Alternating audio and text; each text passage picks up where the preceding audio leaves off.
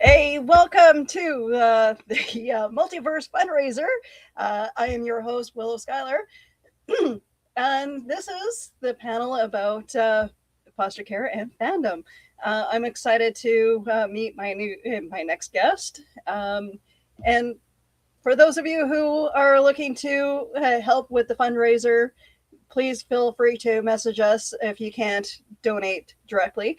But we are more than, uh, I want to say, more than halfway to uh, to what we have wanted to raise. Um, where are we? Okay, so in Canadian funds, we are at $2,000 and $2,054, but that's not the proper amount because we're we're talking about Canadian that's Canadian funds. Where's my okay? So $696 American money, which is great. We are at the halfway point for the amount that we want to raise. So thank you guys so much. I'm Canadian, so everything's going to be a weird price range for me.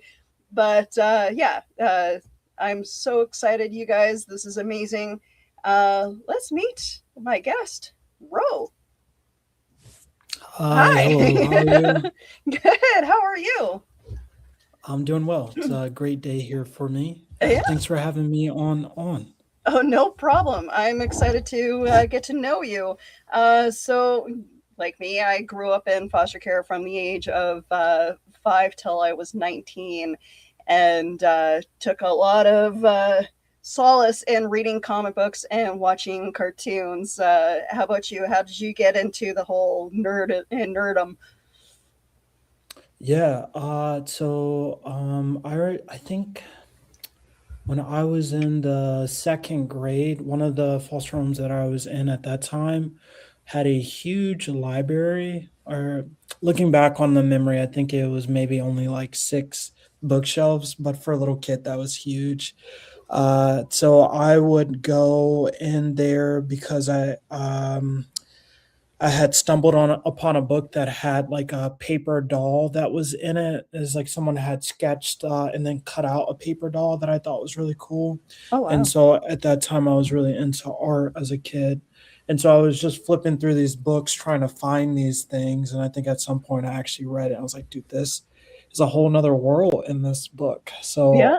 from then on, I just started reading a lot of stuff, a lot of things I didn't understand, but would have been about that time. Yeah.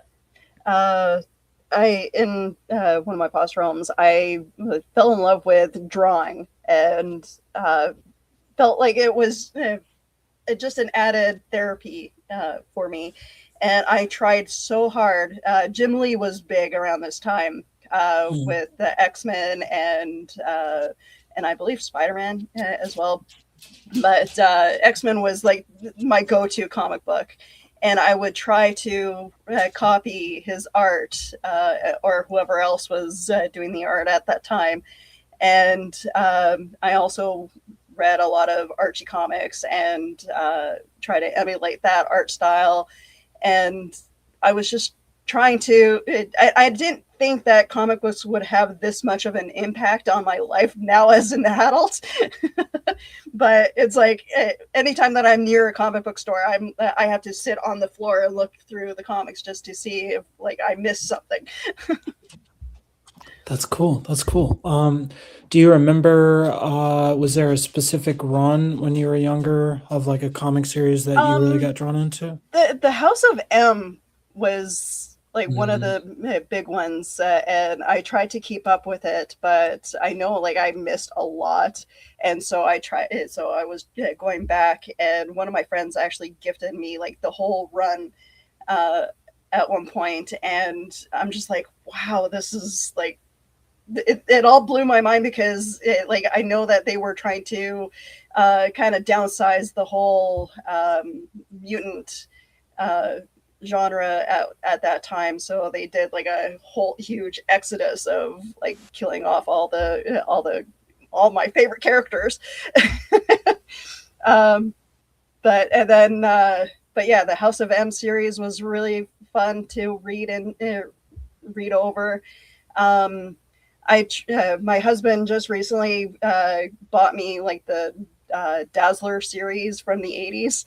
So Oh, yeah, it's just going back to like the fashion of the '80s. That I'm like, wow, okay, and so that was a huge thing. Um, I didn't really read too much DC, uh, but I mean, Batman was definitely one of the things that I loved I loved the cartoon. I loved the '66 series, but Batman as a whole, like I didn't appreciate that until my adulthood. that's cool. That's cool. So the House of M, I think would have been coming out when I was maybe in like the elementary. So I didn't realize how big that was until maybe like 6 years ago. Oh, okay. And yeah, it's I think around the time that like Endgame was coming out, people were talking about that afterwards with the Doctor Strange movie of like, well, maybe this is who Scarlet Witch is going to become. Well, I just moved back into my own place and I went to my parents to look through like my comic books because I was like, all right, I'm going to bring some of these with me. And I have the whole run of that series. So I've been going back and reading it and Oh it's wow. so good. Yeah, It's it like is. really good. So yeah, I think that's it makes sense. Some stories I feel like are so good and you don't realize when you're stumbling upon it and then years later you're like, yeah, I had it really good. I didn't know it. So yeah. Um, I like I'm appreciating now, like the into the like the Spider-Man universe stuff, and I liked the cartoons growing up, but again, that wasn't one of my favorite cartoons. But I don't know, for some reason, I'm now a Spider-Man collector. I have like a Spider-Man blanket, I have a Spider-Man phone, and a bunch of other stuff that I've collected over the years. I've been trying to collect X-Men stuff, and again, like going to DC, I have like all the Barbies. So I'm kind of a collector of every comic genre, but I'm now that it's expensive being an adult and a nerd. Sure, sure. I get that. Yeah, whenever I go to Comic Con, so I have my own comic book, but I always want to support other people.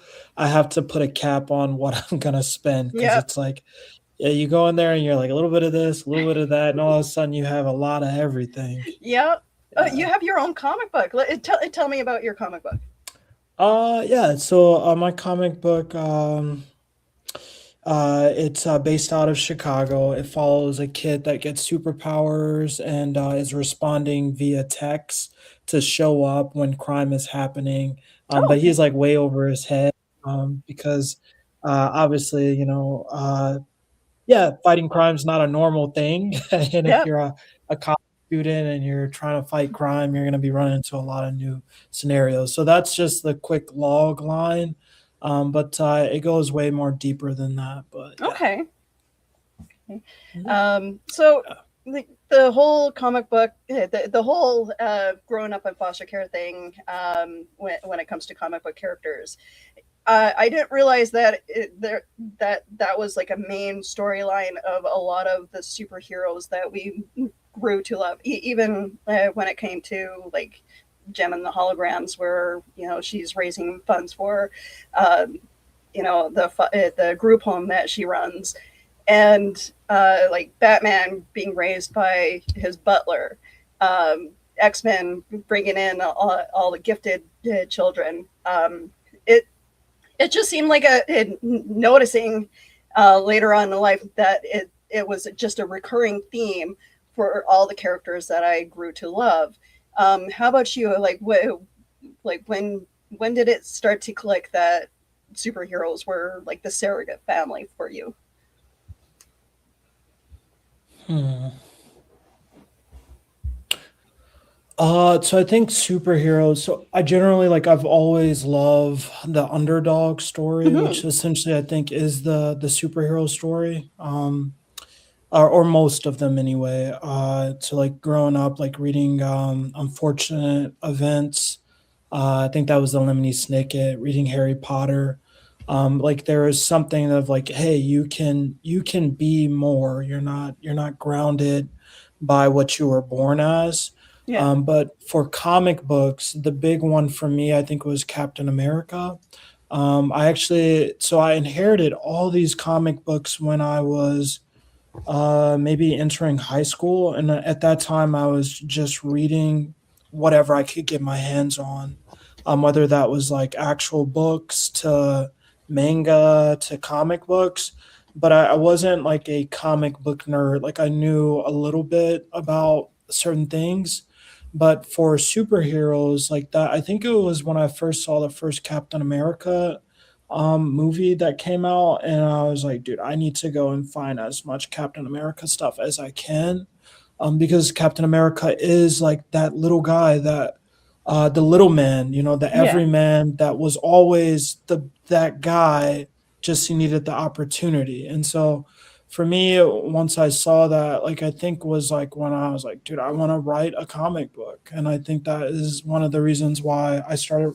I think at that point I was in college my freshman or sophomore year, and I drew the first issue of this comic book that I had, and it a lot of it was based off of themes of what I was going through, but also this idea of like, hey, yo, like we're all going through stuff.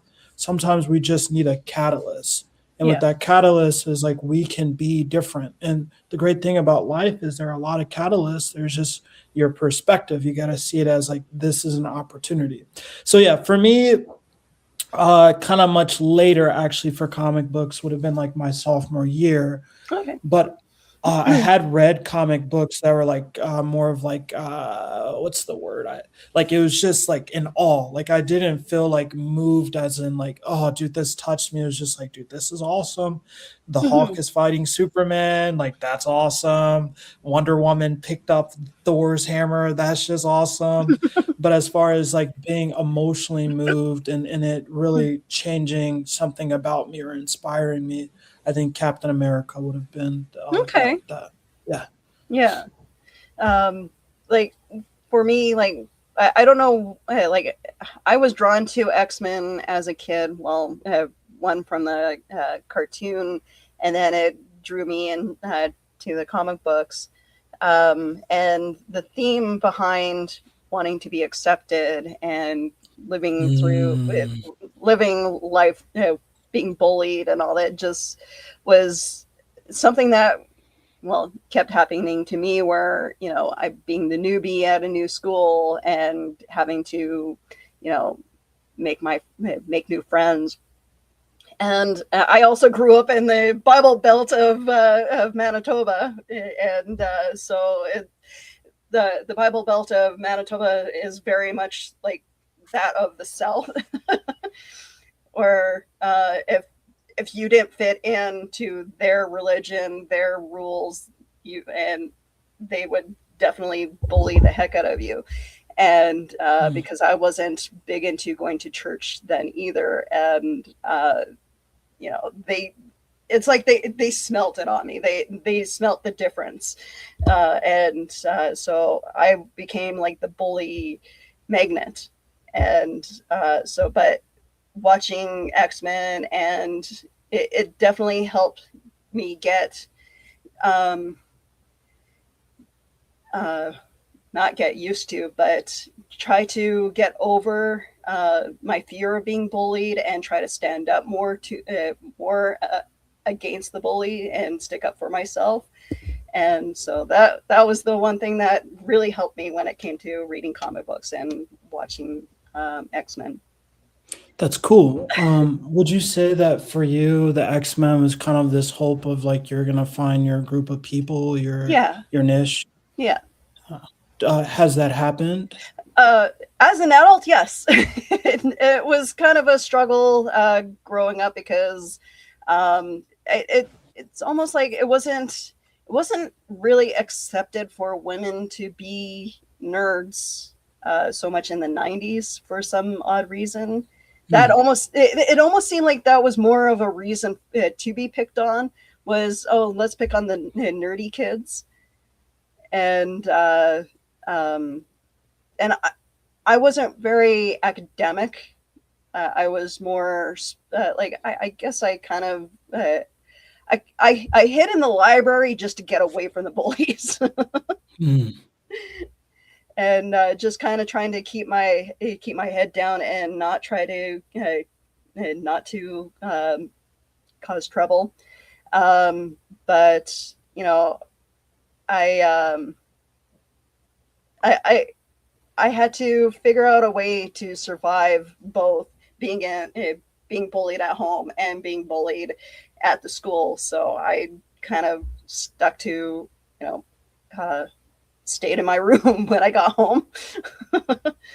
um, and but you know, the thing is, like, Rogue became my favorite character because of the struggles that she was in, and I looked up to her as, you know, I kind of created her as like the person that I needed at the moment to protect me. I like that. Yeah. I wasn't able to listen to the parts before this. When you're talking about being bullied at home, were you a foster child as well? Yeah. Through Okay, Um, yeah, went, lived with my grandparents. My grandfather died when I was 9, and so I became like the punching bag. Um, I because I couldn't protect myself. So my grandma and my uncle were the abusive type, and they definitely picked on me a lot. My sister tried to protect me as much as possible, but just we found our way to get out of that home. But it was just very hard, you know, taking that abuse with me, and you know, being the reactive kid that I was. Bullies in school picked up on that, so I would react to every little thing. When someone called me names, I'd react harshly to it, where you know, I'd cry and yell and um, become disruptive to the class. And it wasn't. It seemed like teachers wouldn't protect me being bullied so much as protecting the bully more and kicking me out of the class. And yeah, it was just it was a weird scene growing up in school. And but but you know, that's where being a nerd helped in a way, was because I saw how other characters handled being bullied, and how they they became protectors of everybody else. And sure. I emulated my life around them, and wanting to become, basically wanted to become Rogue. Sure. Sure. What I'm hearing is, like, when you're different or you're an outcast, like, generally that just is not always the greatest, and No. you get mistreated because of that. Yeah. But what the X-Men really did was highlighted those differences and showed that people like that mattered, and that Yeah. they are main characters, and that, they're lovable. And because of that, it's interesting in the development of a kid, is like, we as people, but definitely kids, embody how people treat us. So as a kid, if people are treating you bad and saying bad things about you, that's how you see yourself. Hmm. So for you to have an outlet that actually push something else of like, no, no, no, no, you're somebody, you matter, Yeah. like, that's important to be able to be seen. So it makes a lot of sense to me after hearing what you shared, why X-Men probably meant a lot to you. Yeah, yeah, Yeah. yeah. I mean, like, the Batman was pretty good, a pretty good outlet as well, but it didn't connect it to me so much. Well, it's funny because, like, I appreciate it more as an adult now because of the saying from the Joker, you live long enough to see yourself become, or sorry, not Joker, Harvey Dent. You see yourself becoming. You can either become. You live long enough to either be the good guy or become the villain, and it's like that is so true because like I had so many reasons to become a villain in my own story, and take it out on other people. But I chose the opposite. I wanted to stay a good person and help people. Yes, yes, that's great. That is awesome. um, yeah, I feel like so. Not shifting the conversation. That this seems like a natural segue, but there. Well, let me ask you this: do you feel like the genre of comics have become more darker? It In definitely a has, sense. but I think it's a natural. I feel like it became dark because of a natural progression with how our world is, rather than in the '60s. World War II spawned up the story uh, of Captain America, and it kind of stayed light for the most part until like about the '60s when the X-Men showed up. Um, but they tried to hide the fact that the world was becoming a crappy place, and tried to make light of like battling evil and darkness, whereas the '60s kind of showed showed the well, with the X-Men, with the civil rights movement, and but they kind of had to hide it in a way where it wasn't so obvious. But now, because there's no comic code to for them to force them to tell what stories they want to hear, there's more free reign to tell the story of how these artists and comic book writers want to tell. So yeah, it became a natural progression because of it followed the way the world has become. So I like that. So one of the things I do pretty well is like flip the paradigm. Like I'm really good at seeing whys and what ifs and different viewpoints of the same issue. That's what makes me a good like writer and comic book creator. I like what you're saying. Yeah, I feel like one of the things that we've both kind of testified to is like that hopefulness or that place where you feel that you can relate to. Like as a kid, that was important to us. And I guess that was where I was going with the question that I asked about darker material, because I guess another place that you can come from writing something is as a warning or like a possibility of fear. And I feel like, when I watch The Boys or, watch other stuff that have more of a pessimistic look or it's out of fear, I wonder if like that, like what is providing those safe spaces that we had as kids. And also just with the hero fatigue. So I feel like Mm, we have witnessed just kind of another golden age of hero comics with like Marvel and the MCU. So I think a lot of the pushback was like, we've had enough comic books, we've had enough heroes, but I think we'll always need that. But in return, kind yeah. of like the natural pendulum was like, all right, let's just look at the darker stuff. So yeah, I find it at least an interesting topic to bring up. Yeah, yeah.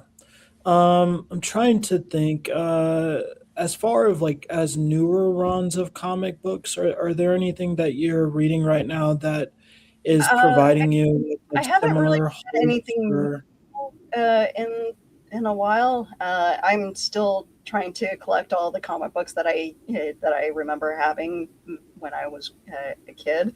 Um, but like the Boys is a really good comic book series, and The Walking Dead was another good comic book series. I've tried to kind of keep up with what was happening. My husband is a huge Ninja Turtles fan, so we bought the, Ronan. the Ronin one, and Yeah. just trying to catch up on some of those stories. I basically need someone like like George, one of my teammates. Uh, I basically need him on a daily basis to remind me what's out there. as okay, I have to remember to go to the comic book store and just like take a few moments and look at what's new, because I haven't done that in a while. But it's George kind of keeps me updated of what's coming out. Can I be your George for a second and tell you of something that I read recently Absolutely. that I was so this has probably been out for about 7, 8 years now, but it's called Claymore. It's a manga, and I remember when I first read it. I think it was ongoing, but I finished it last year, and so I'm rereading it again for the second time. But yeah, when I finished reading it, I just felt so hopeful about life, which is like interesting because I haven't read anything quite like that, where it's like, dude, they talked about some real matters that we're really dealing with on in real life. And I Mhm. finished it and I was like, isn't that something? Like that's how life is. Like there's hope. So anyway, the story follows these characters called claymores, and this is like a battle shonen. But that means like it's a lot of fight scenes in it. But it follows these women called claymores, and claymores are women that hunt these beings called yomas, and yomas are kind of like vampires or zombies, like they eat people.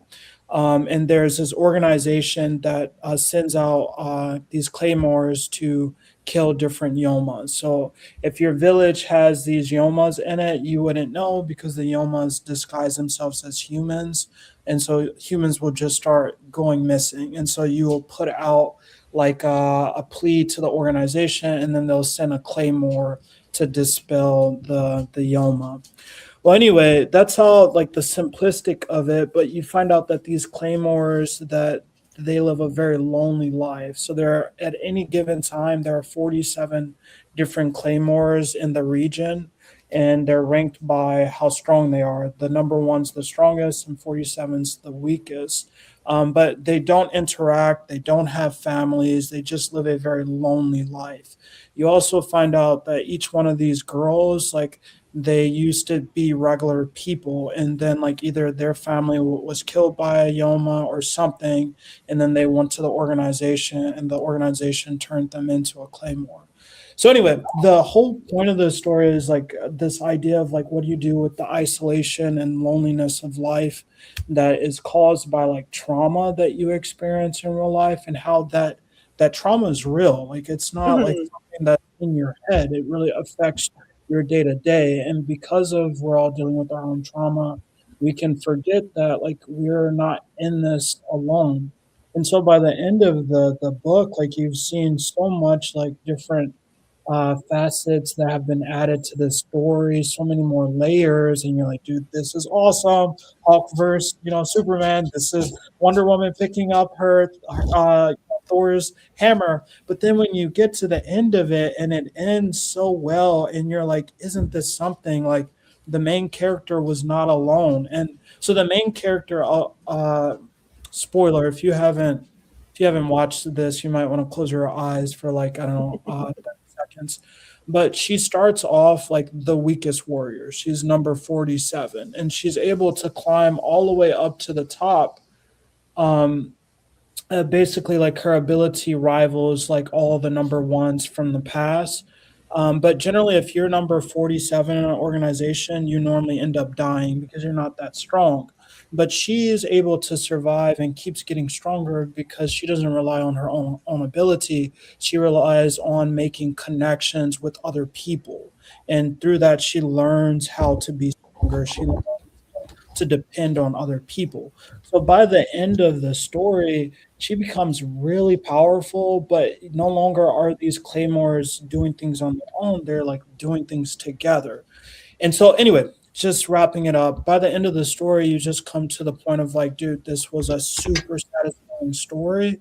But underneath it, the whole point of it was like, yo, it doesn't matter who you are, you're not meant to live on your own. And that's when we are at our weakest. That's when we are the most vulnerable, the most hurt, is when you're trying to do things on your own.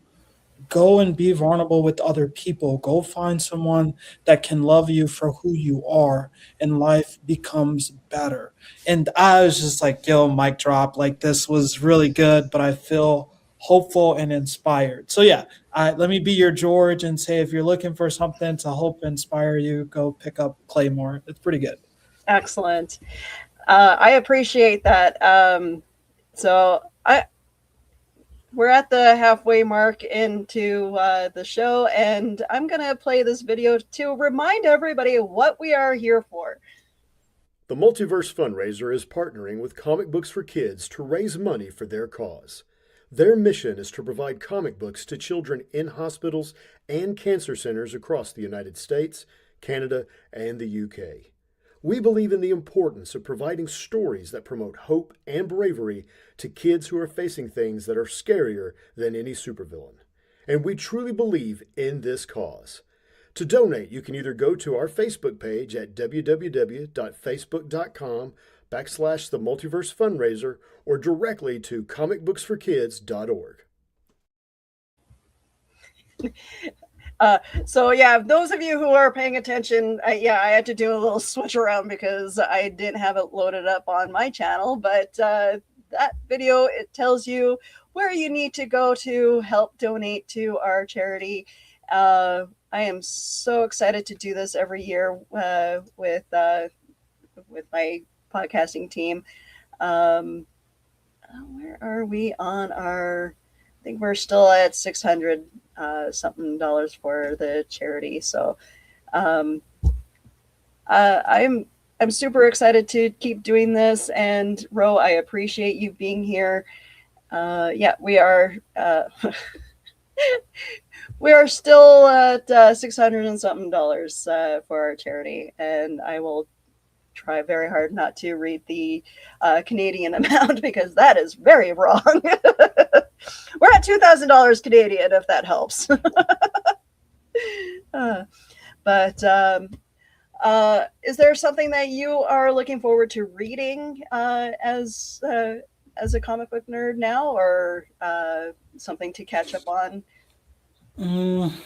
So I don't have as much free time as I want, and like you, I'm always trying to find something that is worthwhile reading. Mhm. There's just so much out there. So yeah, if there are any Georges out there that want to recommend stuff for me, like I would always appreciate that. You can send me suggestions at my Instagram, skykid07. Yeah, what I'm reading right now, I'm reading a mix between self-care books, and then let's see, I'm reading the Wandaverse, so the New Mutants. So like that's I'm reading right now. And then there's a book that I'm reading called comic book called Something is Killing the Children. Okay. But yeah, as far as like, am I reading something right now that's like fulfilling me?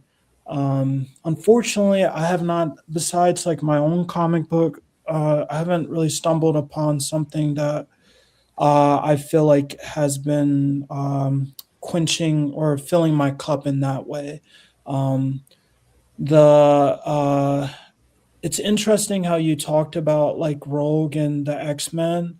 So I feel like when I'm reading the New Mutants, I'm happy now because I'll have a different lens I can read it through, and I Mhm. wonder if that will kind of quench me when it comes to just like hopeful and inspiring. Because you're right, like the really cool thing about the Charles Xavier's like a house for mutants is that it's always accepting those who are not accepted somewhere else. And for some reason, like when I've been reading it, I've just been like, oh, okay, I'm on issue number 9. Like, when is Wanda coming in? But it's Yeah. like, no, no, no, no, dude, this is good stuff right here for that reason that you put out there.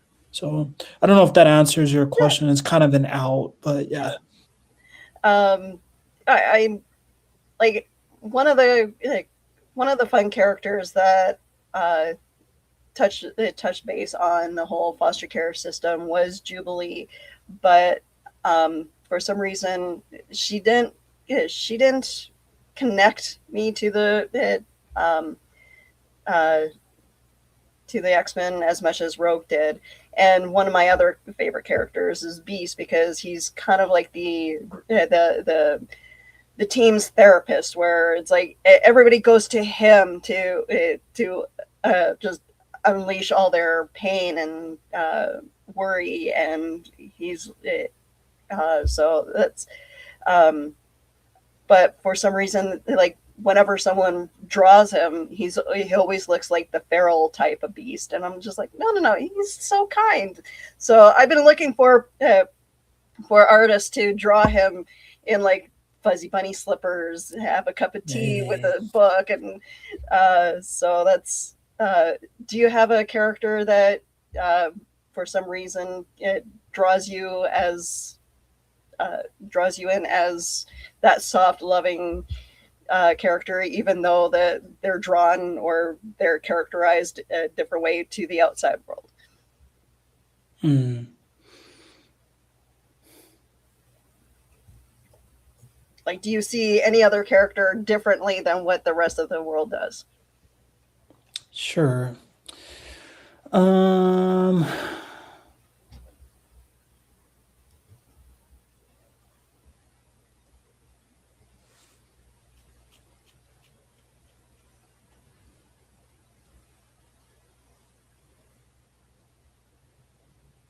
no, I can't say that I have anything on top of my mind. I feel like when I go to bed tonight, I'll probably think of like, oh, hey, this is. I think generally what comes to my mind are like characters that the rest of the world would probably think of the same. So like Hagrid from Harry Potter, like Yeah, obviously he's a half giant, so I don't know. yeah, he's like Uh, he's the soft, loving. mhm. Yeah, I you know what? Like I know Harry Potter was a very big series growing up as well, but I wasn't as drawn to it as the rest of my friends who love the series. Like I read some of the books. I watched some of the movies. I do kind of draw make jokes about it when I'm at work, and they're like, "Oh, you can go home early." It's like, Master gave me a sock. Yeah, I'm a free elf. That But not yeah, a lot of people didn't like that, but yeah, oh, I know, but it's uh, that's like my go-to joke at work. But yeah, I don't. that's I don't funny. really. I don't really. I don't. I'm not. And the thing that hurts the most is the fact that what J.K. Rowling has become. Uh, uh, for like the trans community and her hatred towards it, and so I'm trying very hard not to give her uh, the money. Although it's funny because one of my friends gave me a Harry Potter mug for Christmas, and I'm like, oh, okay, I may use it once in a while. But Sure.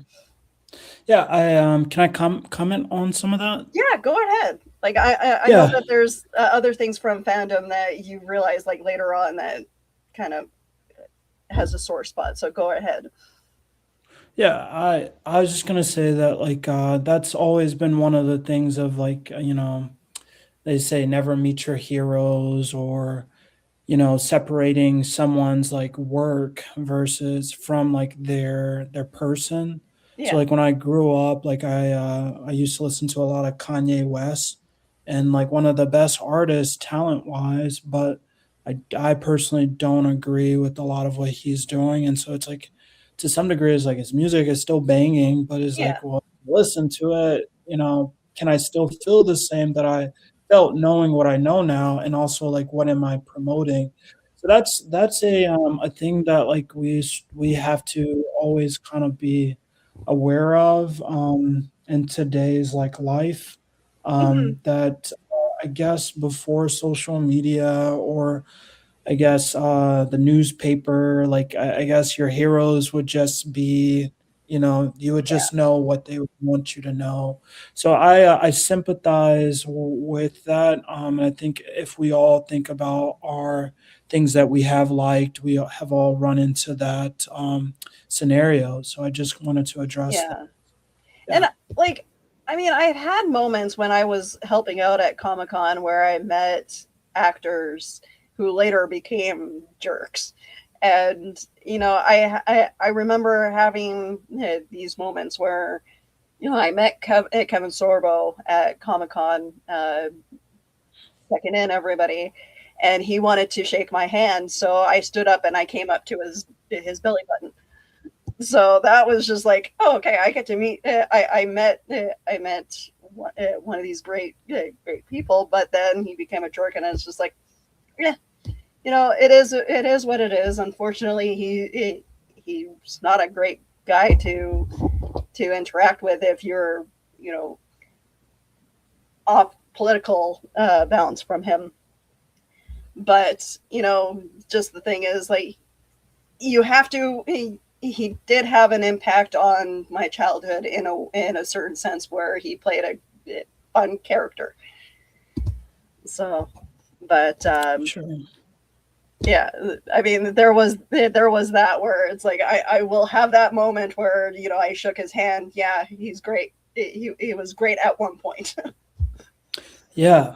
I feel like, so like when I'm writing my comic book, I like to think a lot of these like deeper themes and write them in, and like sometimes people may not see them if they're just reading it through the first time, but maybe on the second time, or if there's someone that likes to look for deeper messages, they'll find it.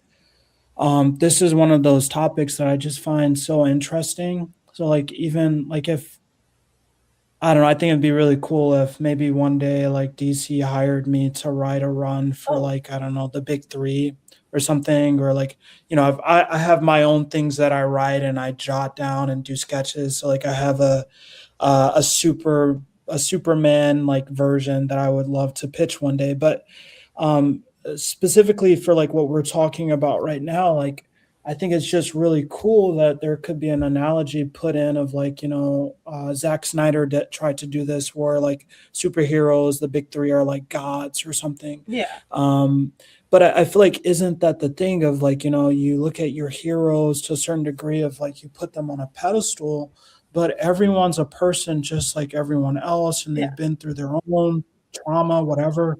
So when you understand that, like, you're reading and you're watching these things, is like that can be a trap of like, you read something and you're like, yo, this is really cool, and then you start putting them on the pedestal, and then when they fall from that, then that really affects us. And so like I just feel like that would be a pretty cool thing to look at and kind of converse through like a comic book run. I once again think that the big three, Superman and Wonder Woman being so strong, and maybe there's a version where like Batman has gotten lost and like, okay, he no longer sees himself as Bruce Wayne, but maybe as the Bat, and so he has become his trauma, and he does not remember the point of his yeah, trauma.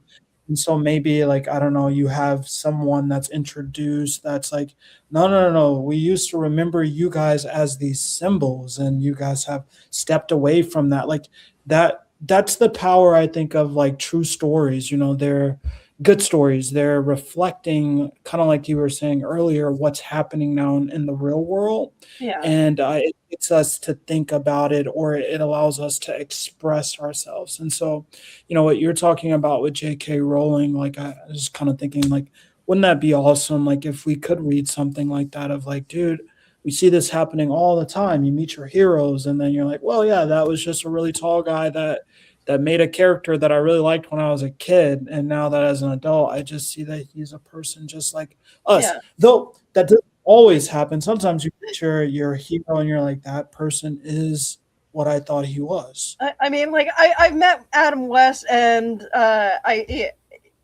like he was an awesome guy to meet. But because he came to Comic-Con just like right off the plane, he was kind of tired, so he didn't really get a chance to, uh, rest in between his appearance, getting off the plane, and his appearance. So I'm like, I'm not, I don't want to make any excuses for his behavior, but meeting the woman who played Catwoman, and here I could, Julie Newmar, I could have sat at her booth all day and just listened to her talk. Like, she was so grateful to meet her fans and so excited. And like, I know that like age catches up to people, and her being like in her 80s now, it just like, she still had so much energy for her fans, even though she just got off the plane, and when her went to her booth, she was just like commenting about the costumes, and just telling stories of all the actors that she's worked with, all the people that she's hung out with over the years. And her, like Dolly Parton, if there's any chance that I can meet her in real life, outside of going to her concerts, that's another person I'd love to sit with, just to hear stories. And like, these people are so grateful to meet their friends. And there's so many other actors out there that deserve the airtime. And yeah, it's frustrating. Yes, you remember the bad moments when you meet someone, but I also try to remember the good moments, that when I go to Comic-Con and I meet, Aaron Ashmore, who just like hung around, and just looked at all the stuff that was happening. He actually got out of his booth and just to walk around, and it was just funny because he came up beside me. I'm like, holy crap, hi. Yeah, that does feel really good when they treat you like people, and they treat you like how, I would treat you, or how you would treat me. Like Mhm, that feels right, honestly. mhm. Yeah. Yeah. That's cool. That's cool that you got to meet some of these people. And yeah, I am hoping that you do get to meet Dolly Parton. Like, yeah, I'm pretty sure when that happens, you send me, or Oh, post it so that I could see. That would be really cool. Yeah. uh, oh, believe me, I don't think I'd be able to be quiet about that. Sure. Sure. Sure. uh, Yeah. but I love going to Comic Con and interacting with other people who are like minded. And I mean, like, I like doing the broadcasting stuff as well, doing podcasts and stuff, because I get to meet people like you, who have interesting talents, um, and grew up the same way, that, well, okay, and not the same way, but you have similar experiences in life, and you're able to draw from your experience to create art with. And that's the important part of all this, is that you get to draw from your own experience and put it into your art. And Yeah. Yeah. Yeah. I hope for the best for you, and I'm looking forward. Where can we reach? Like, where can we see your stuff? Yeah, so I have a website. It's called www.thejetsaga.com. Okay, Um, so that's the easiest way. I think on there, the first issue of my comic is free. And then I have my Instagram. That's where I do most of my um, promoting for my comic book. I think that's what is on the poster that you sent okay, out. I shared that on my Instagram as well. But that'd be row_k._sky. okay. Maybe somewhere we can put that. Yeah, I could type it, but I'm not sure anyone would see that. So yeah. Yeah, I'm looking at your website of the Jet Saga, and it looks amazing. I That's really cool. Thank you, thank you. That's very kind. Uh,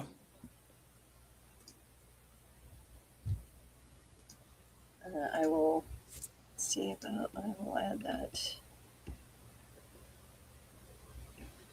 yeah, I like this whole fundraiser. I feel like, to me, kind of bringing it back to what you were talking about, like being in a foster home. Um, Even at a young age, even though like I wasn't reading comics, like I was just reading whatever my hands could get a hold of. Hmm. The idea that stories just provided a safe space where I felt um, I could relate, or that there was hope. That's kind of why I asked that question of like, do you feel like things have gotten darker? Is essentially like what you're doing here is like you're recognizing that a story can change a life or it can save a life, and that's what you're Yeah. promoting. And I think that's important. So I really like this. That's why I do what I do. I don't really write too much things that don't line up with that theme of inspiration and hope. I feel that there's a place for everything, but the thing that I'm good at writing and the thing that draws me are, those hopeful and inspiring moments. So I think Hmm. this is really cool.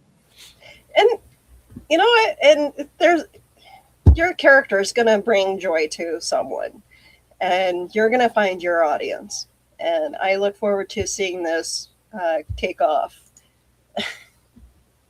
Thank And you. Thank you. I appreciate that. no Appreciate that. problem. Uh, Uh, like I'm I'll take a look more at your website and see, and I will definitely share it on my socials and get you more views. And I mean, like I'm still kind of start. I feel like I'm still starting out when it comes to this stuff, but any way that I can help you, if you have uh, a new comic book series coming out, let me know and I will share it out. My page is open to everybody who wants to help uh, get noticed. Oh, I appreciate that. Yeah, I will definitely take you up on that. Actually, next month we're releasing our third volume, so maybe I'll just send you some stuff, or Excellent. say, hey, should you be interested? There are some characters in there that I think you'd really relate to. You talked about like Rogue and I think you said what's the lady that throws the Dazzler? You talked about Yeah. Dazzler. There's a character that's very central to this third volume called Rabbit that I Okay. think you would relate to. So yeah, maybe I will like try to mail you some stuff and you Oh, can sweet. find. Yeah, yeah. Hmm. Excellent. I like I I try to help out any artist that I can, and one of the comic book series that I that is local to me is Murder City Double, and Yeah. and so every so often I'll get something in the mail, something new, and it's like, oh, something new I get to read. So I'm more than happy to take a look at what you have. That would be awesome. That'd be awesome. All right. Are there any more questions or anything else that Not you that I wanted can to do think with the last of. minutes? Uh, Okay. where can we find you on social media? Yeah, so you can find me. My comic book Instagram is going to be row, ROW _ dot _ sky. Okay. I can put that in the R chat so that you can see it really quick. Maybe you can throw it up how you did my website. Yeah, Um, I will.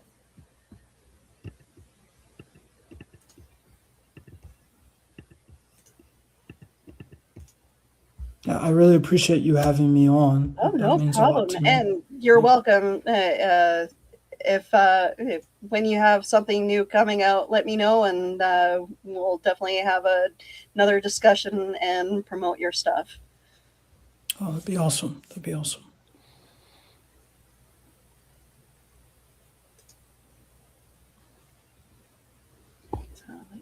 And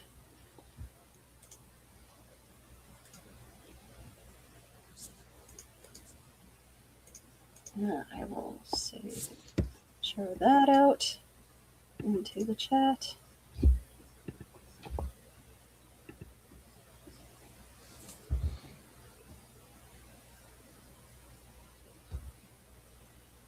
Yeah. So, yeah, there we go. Thank you so much. No problem at all. I'm happy to help you. Anything? Are you working on any cosplaying outfits at all, or do you cosplay as your characters? I don't cosplay. I am looking forward to the day where someone cosplays as one of my characters. I will absolutely lose my crap and just give them all the free stuff like in the world. Yeah, I guess my main character, and he's a black skinned brother, so I could cosplay as him. But when I'm sitting at my booth for like 6+ hours, I just usually wear a t-shirt because it's comfortable. Yeah. People who cosplay, like, I have so much respect because one, it takes a lot to make it if you're making it, and if you're spending money, it also takes the amount of hours that goes into you spending that money. And then also just the commitment to wear that throughout the day, while you're walking around. So yeah, if I ever did just go to a Comic Con where I was not having a booth for my comic book, maybe I would cosplay for an hour, but I would probably be like, dude, I'm sweating. I gotta put on a hoodie or something. Yeah. Yeah. And what any shows coming up that you are going to be at? My team probably would not be happy with me. I was supposed to book my next couple Comic Cons, but I've been putting them off as we're kind of getting to the last point for launching Volume 3. The goal right now is once Volume 3 is done, we'll probably have booked all throughout the year. Okay. But I know some Comic Cons we're looking forward to going to that we went to last year is so there's an Indie Con. There's Galaxy Con in St. Louis. That one was pretty fun. So those are two big ones that for sure I'm going to try and hit this year. So, Oh, excellent. So yeah. we'll have to put those links up when you have definitive times and dates that you're doing all that. But thank you, Bro, for joining me here, and thank you for helping out with the charity. Much appreciated. Those of you who are wanting to help donate, I will play the video one more time. The Multiverse Fundraiser is partnering with Comic Books for Kids to raise money for their cause. Their mission is to provide comic books to children in hospitals and cancer centers across the United States, Canada, and the UK. We believe in the importance of providing stories that promote hope and bravery to kids who are facing things that are scarier than any supervillain. And we truly believe in this cause. To donate, you can either go to our Facebook page at www.facebook.com/The Multiverse Fundraiser or directly to comicbooksforkids.org. And I'm going to pass this on to the next people that are on board right now. So I will see you guys later for the Batman audio drama. The Multiverse Fundraiser is partnering with Comic Books for Kids to raise money for their cause.